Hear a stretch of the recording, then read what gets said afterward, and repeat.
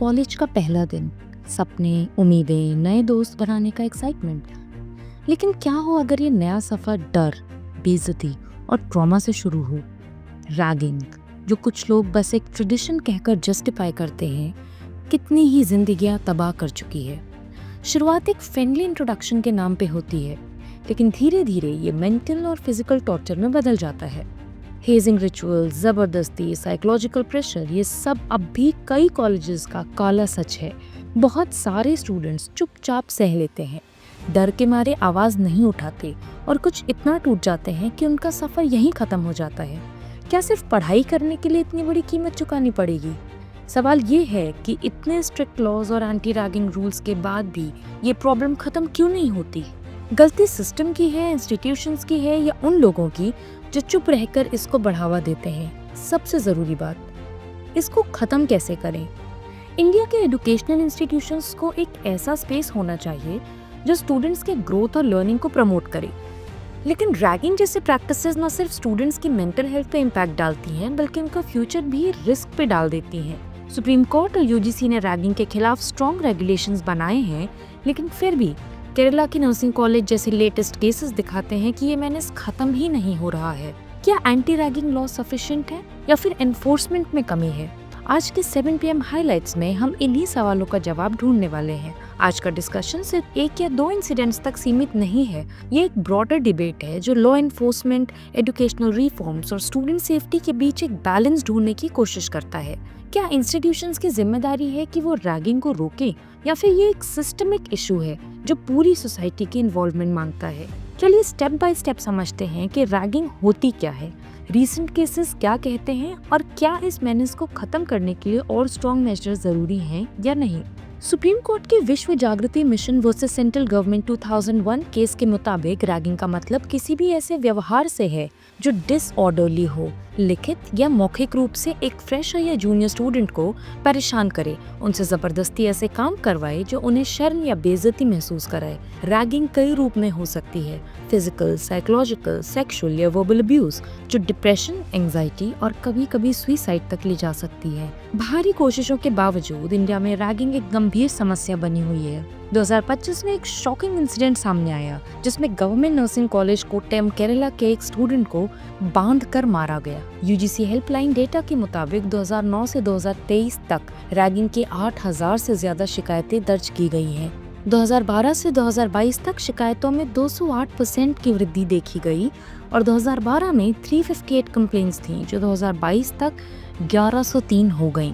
दुखद रूप से 2012 से 2023 के बीच रैगिंग की वजह से 78 स्टूडेंट्स डाइड और महाराष्ट्र में 10, उत्तर प्रदेश और तमिलनाडु में 7, तेलंगाना में 6, आंध्र प्रदेश में 5 और मध्य प्रदेश में 4 स्टूडेंट डेथ्स रिकॉर्ड की गई। उत्तर प्रदेश ने सबसे ज्यादा कंप्लेंट्स दर्ज की जो 1202 थी, उसके बाद मध्य प्रदेश 795, वेस्ट बंगाल 728, उड़ीसा 517, बिहार 476 और महाराष्ट्र 393 आई। बनारस हिंदू यूनिवर्सिटी में सबसे ज्यादा 72 कंप्लेंट्स रिकॉर्ड हुई थी। उसके बाद Maulana Azad national institute of technology Bhopal में 53 कंप्लेंट्स और MKCG मेडिकल कॉलेज बरहमपुर में 49 कंप्लेंट्स आई। रैगिंग के अनेक बुरे प्रभाव होते हैं। विक्टिम्स को फिजिकल इंजरीज, डिसेबिलिटीज और कभी कभी मौत का सामना करना पड़ता है। साइकोलॉजिकल ट्रॉमा से एंजाइटी, डिप्रेशन और सुइसाइडल टेंडेंसीज बढ़ने लगती हैं। एकेडमिक परफॉर्मेंस भी अफेक्ट होती है क्योंकि स्टूडेंट्स हैरेसमेंट के डर से कॉलेज ही नहीं जा पाते। स्ट्रेस से इंसोम्निया, ईटिंग डिसऑर्डर्स और सब्सटेंस अब्यूज भी हो सकता है। ऑफेंडर्स के लिए भी कॉन्सिक्वेंसेस सीरियस होते हैं। IPC के कई सेक्शंस रैगिंग से जुड़े जुर्म पर लागू होते हैं, जैसे सेक्शन 323 चोट पहुंचाना, सेक्शन 506 क्रिमिनल इंटिमिडेशन, सेक्शन 509 और सेक्शन 306। एकेडमिक पेनाल्टीज जैसे सस्पेंशन, एक्सपल्जन और ब्लैकलिस्टिंग भी ऑफेंडर्स के करियर को अफेक्ट कर सकती है। इंस्टीट्यूशंस भी रैगिंग के प्रभाव से बच नहीं पाते। रैगिंग की वजह से इंस्टीट्यूशंस की रेपुटेशन गिरती है, मीडिया में नेगेटिव कवरेज मिलती है और एडमिशंस कम हो जाते हैं। यूजीसी और सरकार ऐसे इंस्टीट्यूशंस पर पेनाल्टीज लगा सकती है, जैसे फंडिंग काटना या डी-रिकॉग्निशन। कैंपसेस में फियर और वायलेंस का एनवायरनमेंट क्रिएट हो जाता है जो स्टूडेंट्स के लर्निंग एक्सपीरियंस को बिगाड़ देता है। पेरेंट्स भी इमोशनल डिस्ट्रेस और फाइनेंशियल बर्डन झेलते हैं और समाज भी एजुकेशनल इंस्टीट्यूशंस पर ट्रस्ट खो देता है। रैगिंग खत्म करने में कई चैलेंजेस हैं। लॉज का प्रॉपर इन्फोर्समेंट नहीं होता और कई बार इंस्टीट्यूशंस कंप्लेंट्स को इग्नोर कर देते हैं। क्लॉज 9.4 ऑफ यूजीसी रेगुलेशंस 2009 को अब तक एनफोर्स नहीं किया गया है। स्टूडेंट्स को प्रॉपर अवेयरनेस नहीं होती कि रैगिंग के क्या लीगल और साइकोलॉजिकल कॉन्सिक्वेंसेस हो सकते हैं। विक्टिम्स भी रिटेलिएशन के डर से कंप्लेन नहीं करते और एंटी रैगिंग कमिटीज भी वीक हैं और टाइमली एक्शन नहीं ले पाती। मॉनिटरिंग सिस्टम जैसे सीसीटीवी सर्विलेंस और ऑनलाइन कंप्लेंट ट्रैकिंग भी इफेक्टिव नहीं होते। रैगिंग को एक इनिशियल रिचुअल या बॉन्डिंग का तरीका मानकर लोग इसे कंटिन्यू करते हैं, जो एक बड़ी समस्या है। इस समस्या से निपटने के लिए कई कमिटीज और लीगल फ्रेमवर्क्स बने हैं। राघवन कमेटी ऑफ 2007 ने anti ragging affidavits, FIR filing और सेंसिटाइजेशन प्रोग्राम्स रिकमेंड किए। उन्हीं कमेटी ऑफ 1999 ने स्टूडेंट सेफ्टी और इंस्टीट्यूशनल अकाउंटेबिलिटी पर फोकस किया। यूजीसी रेगुलेशंस ऑफ 2009 ने स्ट्रिक्ट पेनाल्टीज इंट्रोड्यूस की। भारतीय न्याय संहिता 2023 ने नए क्रिमिनल प्रोविजंस इंक्लूड किए जो रॉन्गफुल रिस्ट्रेंट, क्रिमिनल इंटिमिडेशन और असॉल्ट से जुड़े हैं। केरला 1998, महाराष्ट्र 1999, आंध्र प्रदेश 1997 और असम 1998 जैसे स्टेट्स ने स्ट्रिक्ट एंटी रैगिंग लॉज पास किए हैं। आईटी एक्ट 2000 साइबर रैगिंग के केसेस के लिए लागू होता है।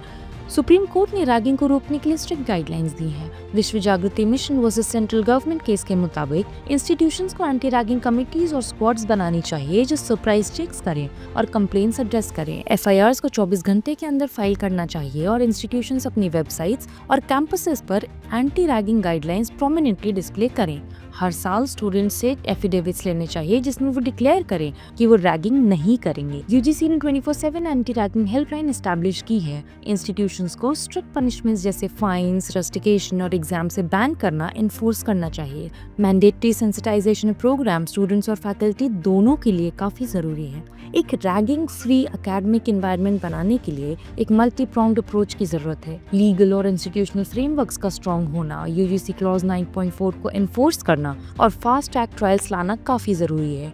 एआई बेस्ड सीसीटीवीज और डिजिटल कंप्लेंट ट्रैकिंग जैसे टेक्नोलॉजिकल सॉल्यूशंस मॉनिटरिंग को काफी बेहतर कर सकते हैं। अवेयरनेस कैंपेन्स और मेंटोरशिप प्रोग्राम्स एक इंक्लूसिव कैंपस कल्चर डेवलप करने में मदद करते हैं।